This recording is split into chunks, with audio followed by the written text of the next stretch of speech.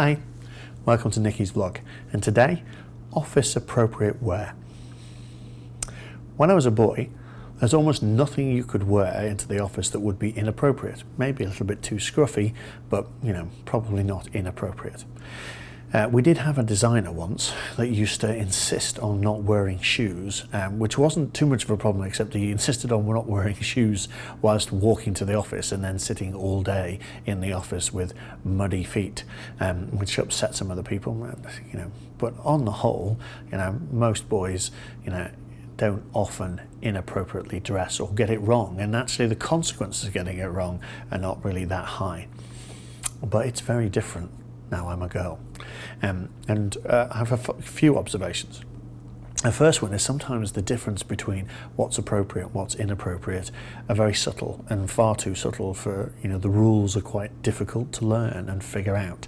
And actually some of those rules differ, because what some people think is appropriate, some people think is inappropriate. I think it's far easier to work out what's inappropriate, and clearly the outfit I'll be wearing on stage tonight as I'm performing in Minneapolis, St. Paul's in a club called Joke Joint tonight, and what I will be wearing would be clearly massively inappropriate for the office. Over the knee lace boots and a very short miniskirt, and my top out as well. Not something you would, obviously wrong in the office. But actually, some of the other rules differ depending on where you are. So if I was in LA, what I would wear for what I was in New York would be different to today I'm in the Midwest.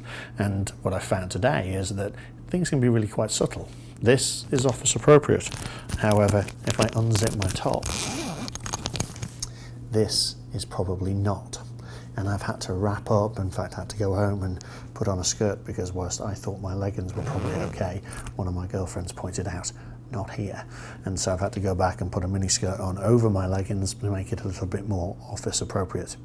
I have lots of good data points, so I have lots of people in my office that are good at coaching me for what I'm wearing and whether or not it's right, and I've got lots of counterpoints wherever I am. And here's the interesting thing, is you really have to think about it if you're a girl, whereas you don't have to think about it if you're a boy. And not only do you have to think about it, you have to pack in advance so that you've got an appropriate range of clothes so that you can find the right balance. Dress down Friday in Minneapolis today, and so I've dressed down and didn't quite get it right, I don't think. Next time maybe I will. Anyway, the consequences for getting it wrong, and there's none for a boy really. It's quite a lot in terms of people's perception if you're a girl. Fortunately, if you're a tranny, people are quite forgiving. At least that's what I think. What do you think? At @NicciTake, /NicciTake, #NicciTake, or just Google Nicci Take and let me know. Is this appropriate business wear or not? Bye.